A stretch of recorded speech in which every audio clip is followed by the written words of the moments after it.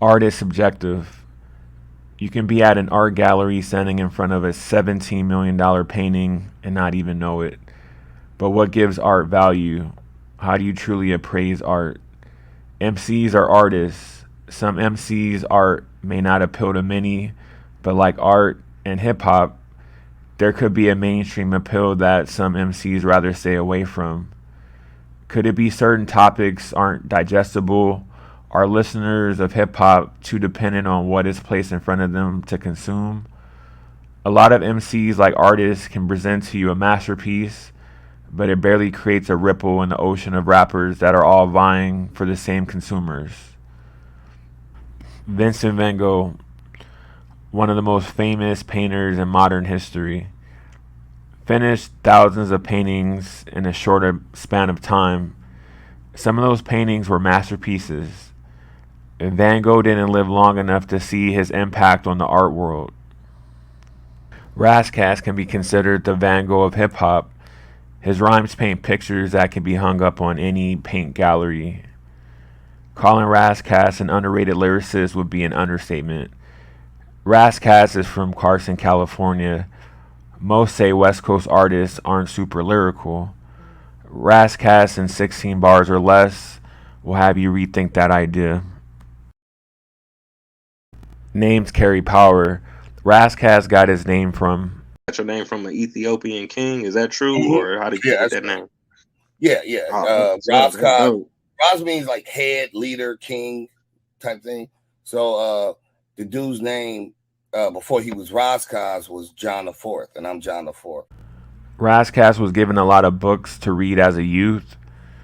This gave him wisdom and knowledge of self. These books would help Ras Kass grow as an individual and would later reflect in his rhymes.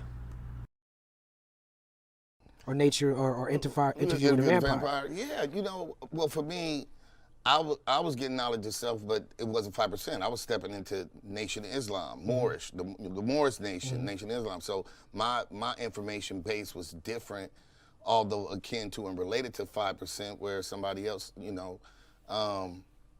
wherever you get it, encyclopedia, I didn't know what Umi says means at first. Right. Just not, I don't have that cultural background. I grew up a Catholic, so there's certain things that, you get it where you get it and you build the rest of it as a foundation. And so for me, I was always history and Moorish science is what I was building on. And so that's why I was coming out the way it came out and why some people couldn't get it, just. Right.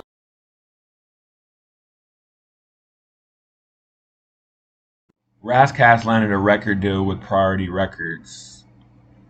His debut album released October 1996, titled Soul on Ice. Soul on Ice is one of the top hip-hop albums of all time. The album was named after a major prominent revolutionary member of the Black Panthers named Eldridge Cleaver's. Cleaver's book was titled Soul on Ice. The album was critically acclaimed. As soon as you start the album, as soon as the first track, On Earth As It Is, plays, it sets the tone for the album and it plants the seeds for the listener at the jump that this isn't going to be the ordinary hip-hop album content-wise. There's a song on the album that may be the most critically discussed song in hip-hop history. It's called Nature of the Threat. Rap Pages magazine printed the entire verse in their July 1996 edition. Some music review outlets gave this song praise, some found it disturbing, and then some glossed over it like it didn't happen. The Source magazine review staff only gave Soul on Ice 3 mics out of a 5 mic total, claiming that you might need a graduate degree to grasp the content on the album. The Source magazine's influence and reach in 1996 was extremely massive.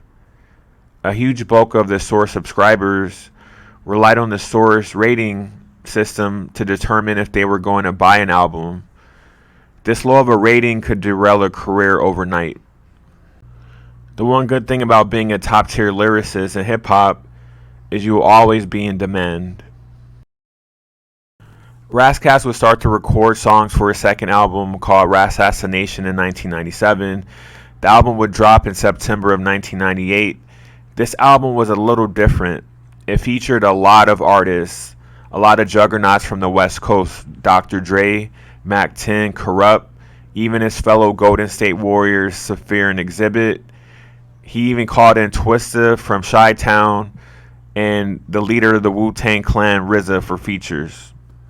The Nature of the Threat song on his last album really set the tone. Fans would wonder, would there be something similar on this album? Ras Kass delivered with the song called Interview with the Vampire. This song would go back and forth with good and evil, questioning everything from religion to our very existence and everything in between. Ras Kass was able to deliver again, showing his brilliance and continuing to show his value and how his level of consciousness separated himself from his peers. This album would have mixed reviews, however. Critics felt like he should have went down the same route as his first album. Others loved his newfound West Coast sound. Ras Kass was prepping for his third studio album titled Van Gogh. This album would be his last album needed to finish his 3-album deal with Priority Records. Ras Kass' buzz is at an all-time high. He's slated to have production from Dr. Dre on his new album. He even recorded a song with iconic hip-hop producer DJ Premier for this album as well.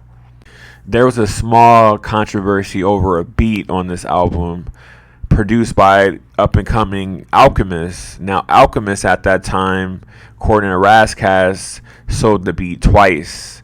He sold the beat to Ras Kass on a song called Home Sweet Home, and then turned around and sold the beat to Jadakiss.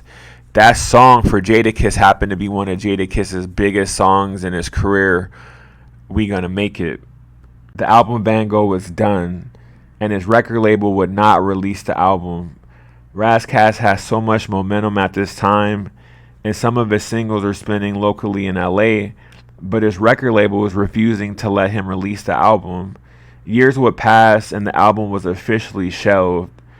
Ras Kass would be disgruntled as he's not able to make money from album sales.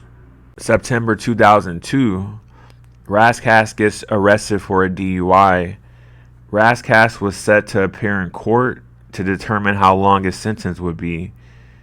He ended up going on the run due to his label not releasing his album.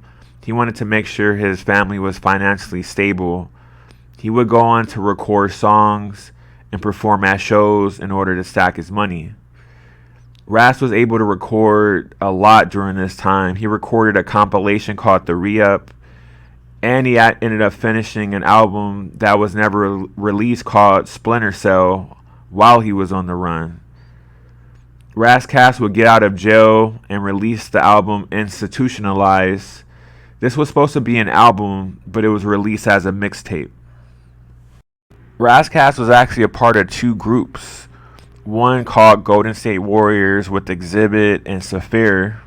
Stay on the clock every time. Money and hoes in, hoes in, club in. I'm gonna make it go, so I'm paying to my spot. What? Check it out, check it out. What? Yo. This is straight from the bottom of my black ass heart. Untamed, feel no shame on top of the game. That's the big bad insane Black John McClane. Look, listen and learn. Only get what you earn. We gon' hustle like fuck regardless. Watch my smoke, go straight for the throat. No more rocking the boat.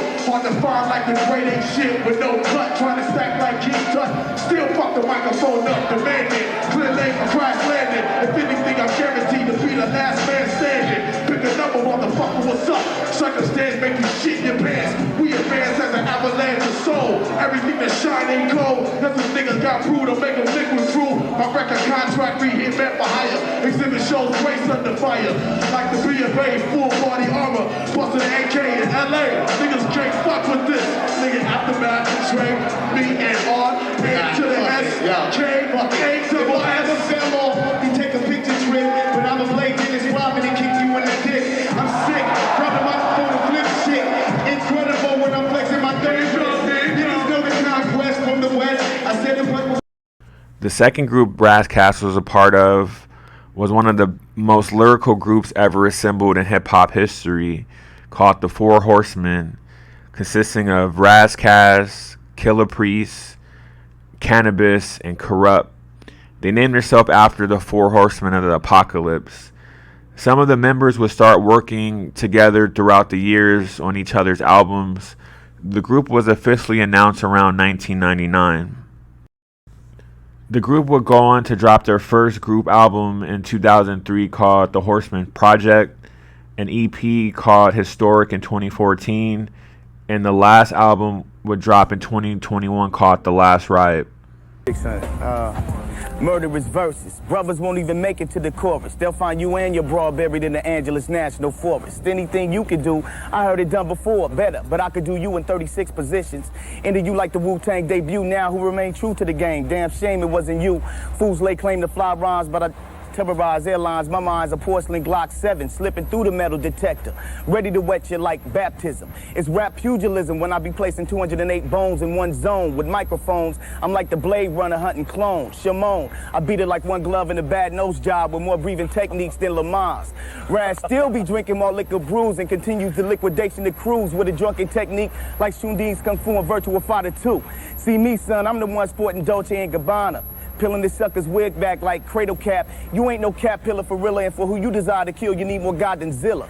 I break some off like acrylic nails. Test me, but you appear to be Presley like Priscilla. And still malicious disses, but this is 10% diss, 90% skill. So curses, you're foiled again like Hershey's Kisses. They so-called vicious, although how you gonna be a menace when it ain't no men in it? Oh, they reminiscences. Now in a new year, a new fear, and I'm nuclear. Let's play a friendly game of who can ruin whose career. I'm a California B-boy, you like one of heavy dicks, son.